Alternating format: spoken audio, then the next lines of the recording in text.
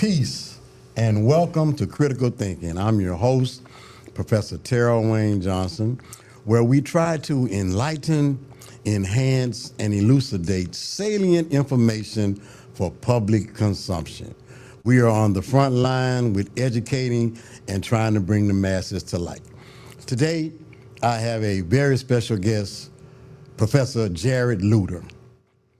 Professor Luter is the president of the NAACP Baton Rouge branch, and we're here today to share some information about what's going on with the legacy of the NAACP, what things do they have coming forward, and how would they assist the masses. Welcome, Professor Luter.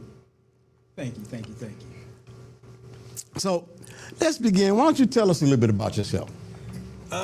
What can I say? I'm from South Baton Rouge, right there, 800 block of Myrtle. I'm a South Baton Rouge kid. I'm from here.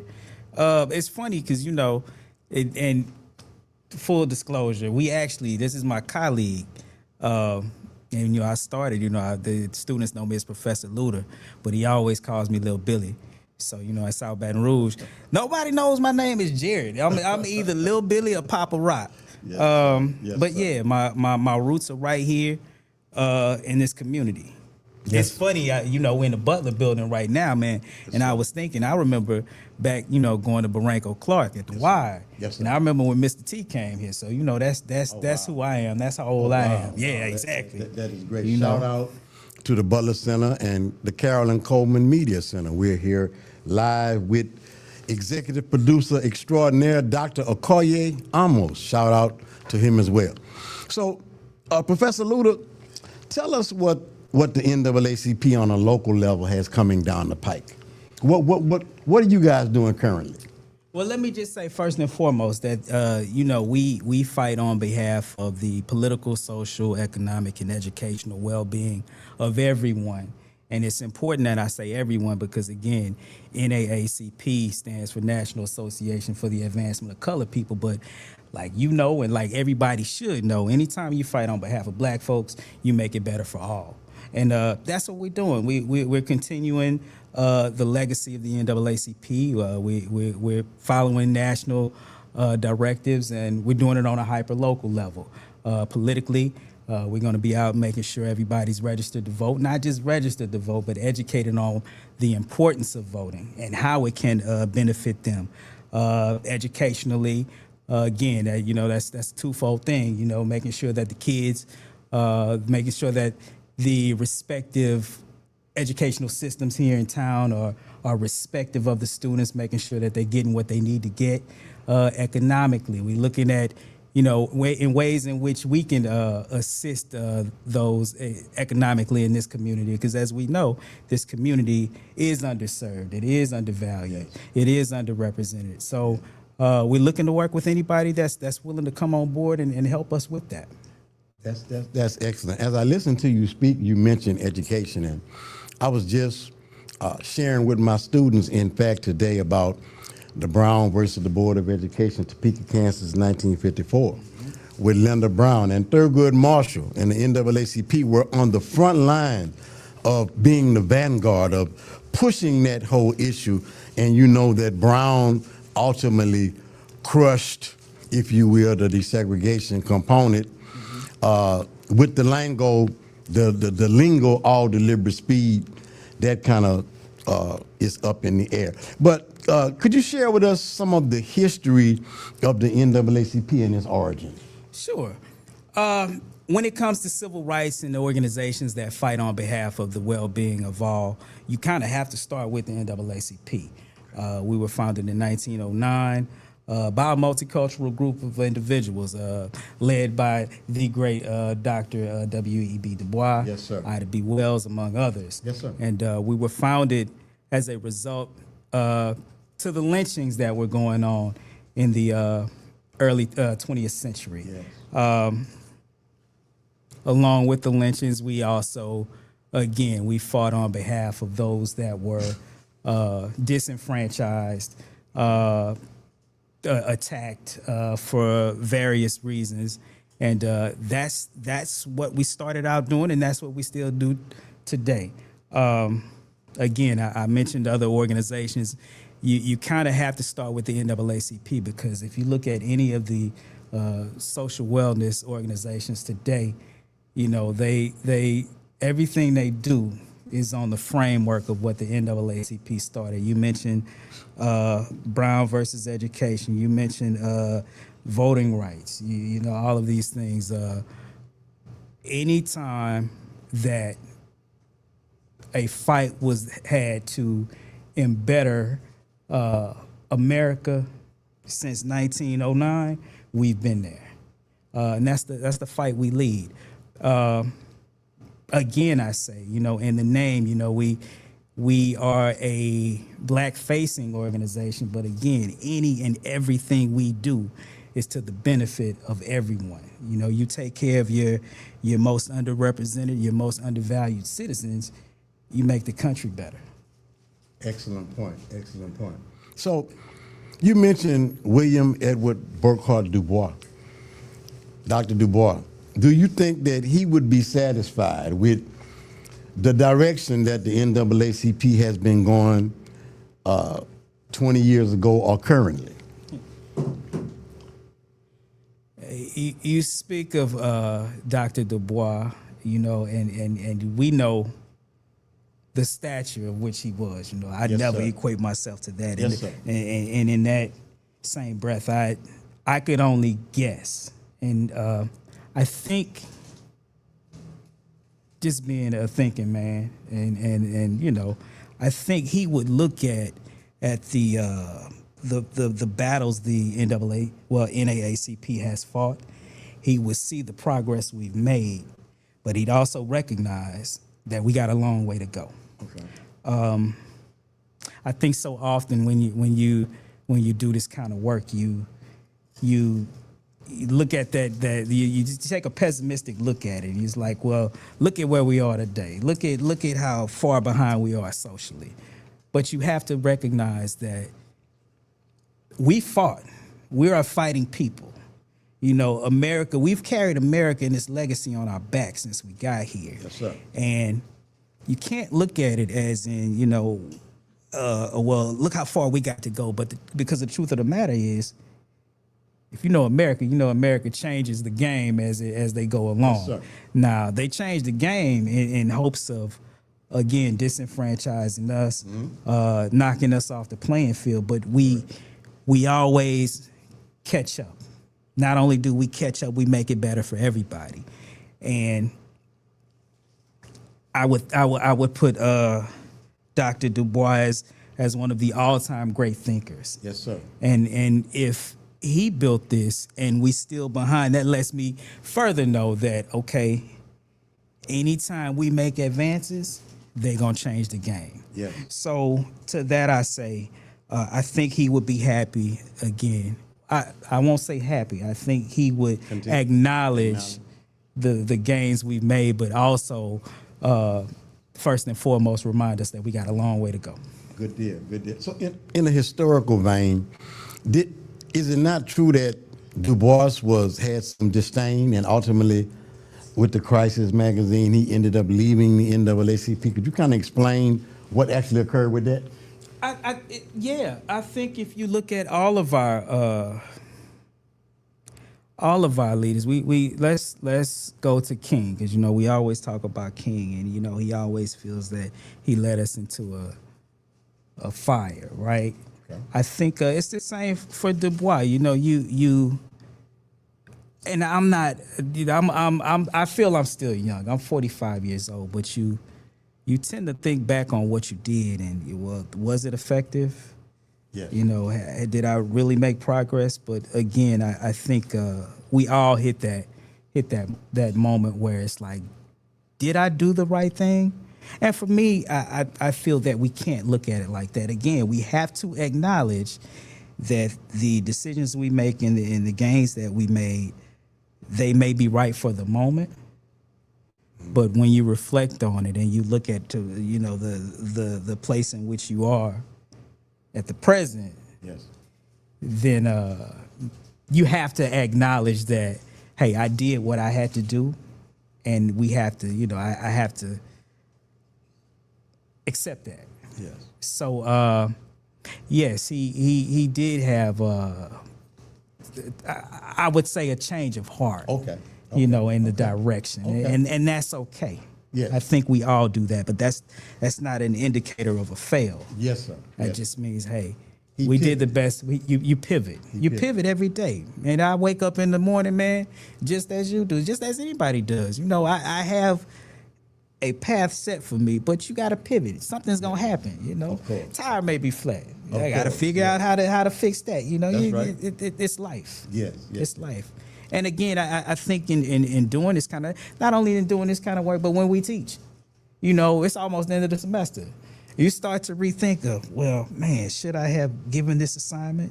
Maybe I could have did this, but that's okay. Yes. We live to fight another day. We learn and we continue.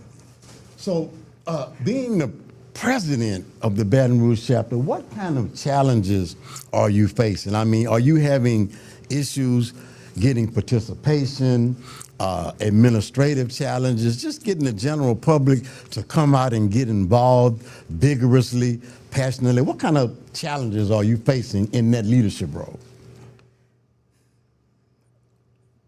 The biggest challenge is myself.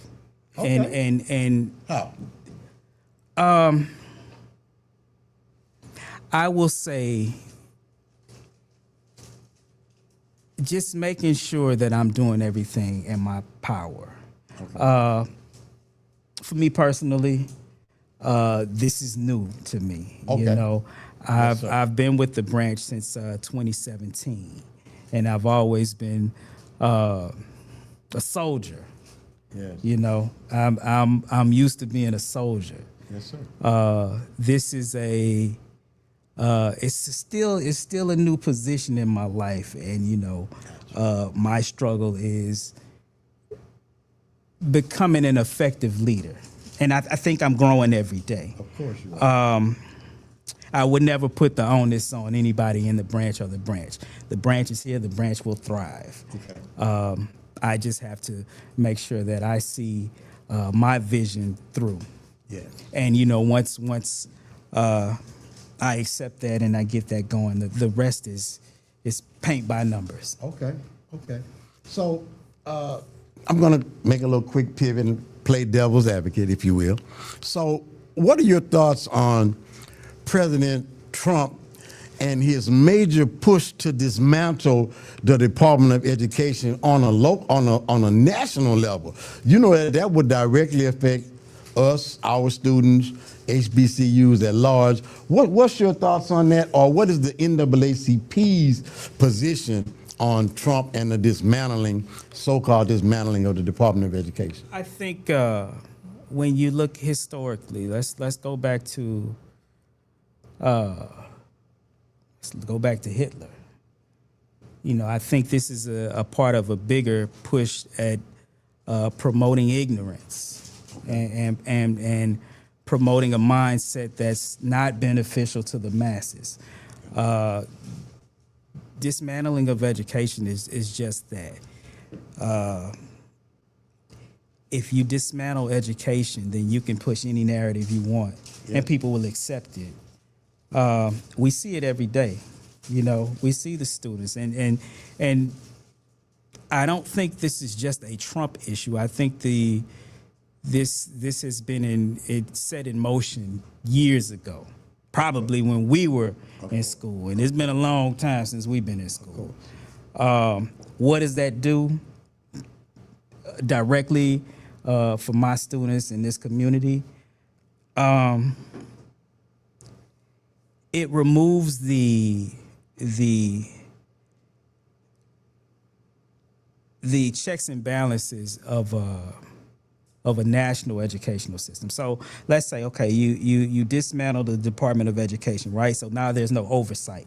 There's no national oversight.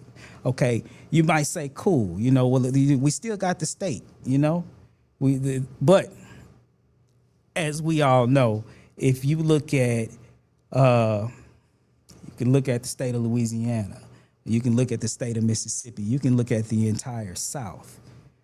Have they always done what's best for students? Of course not. You know, it's that national oversight that's always been needed to make sure that, you know, the focus has been the students. And that's the scary part about this. You know, without that national oversight, and you leave it into the hands of state leaders who you already know don't have our best interest at heart. You allow ignorance, and with that ignorance, and again, understand what ignorance is. It's just simply not knowing. If you have a body of people in your community that don't know, just, you know, they're like a dry sponge. They're ready to accept whatever is poured into them. And that's the scary part. And I think, you know, as educators, I think that's where we step in. You know, we're educators, and, you know, groups like the NAACP, I think we are there to fill in that gap, really, you know, explain, hey, look, let me show you what's going on. You know, not only do we have to fight the national leadership front, but we got a bigger monster in the house, and that's social media. And, you know, so many of us are addicted to it. And I remember addiction. You know, I remember when crack came to South Baton Rouge. I was a kid. I remember riding my bike from Myrtle Street to Government Street. And when crack came, you know, that block got smaller. I remember when I couldn't go past your house. And when I say his house, I'm talking like literally right around the corner. I make that analogy because addiction is scary. Yes. And we have a nation full of people that are addicted to social media. The problem with that is a lot of what we find on social media ain't right. A lot of it is propaganda. Yes. You know, so when I think of the problems with the national educational system, not only am I scared of them dismantling it, but what will fill the gap.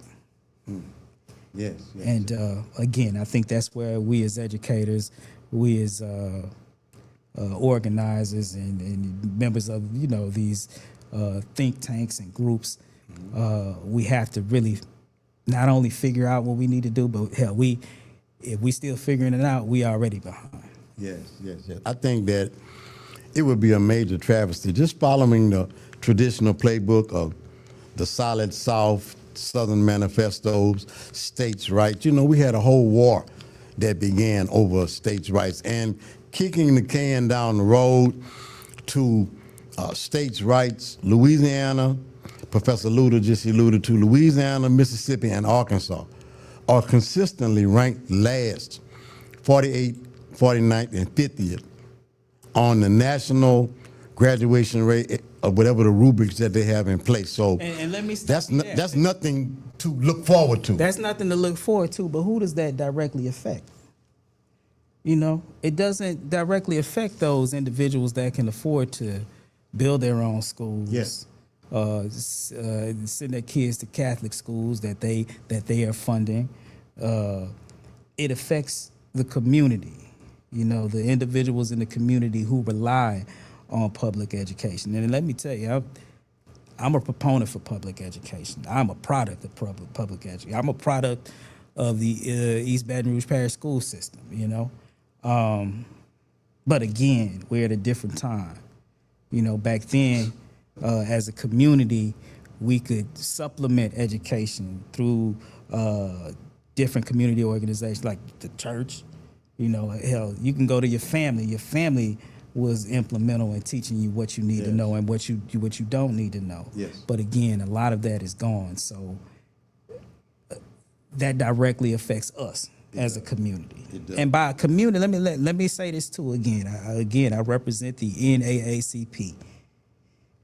We're a black-facing organization, but I said it before, we fight on behalf of all. So this isn't just a black issue. This is I'm gonna go ahead and say this is a poor issue. I'm poor. You know, I'm working class. This is a working class issue. This is a underserved, underrepresented issue, and that represents not just us as a black community, but a lot of us. A lot of us that are in need. Okay. So let me pivot again. Also, what type of challenges have you faced being an educator at Southern University? Is there anything that you feel that you may want to share, challenges that you encounter on a daily basis during the course of a semester?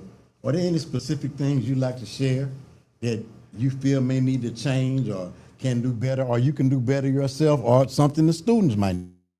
Let me first start by saying that I love Southern University, man. Yes, sir. Southern University has been an incubator for me. You know, I get to the yard every day, and a sense of calm falls over me. I see you, I see all of, I see our team, and it's like, man, I'm at home.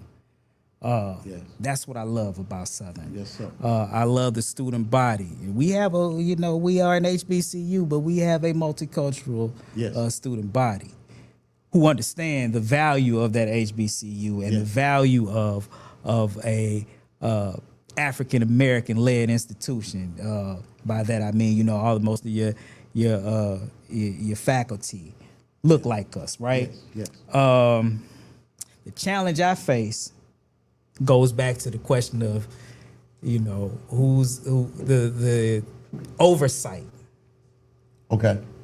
Right. I'll say that oversight, and who's calling the shots. I think institutions such as Southern University and all HBCUs, we serve a specific community. Yes. And I think we have perspectives that need to be heard. Okay.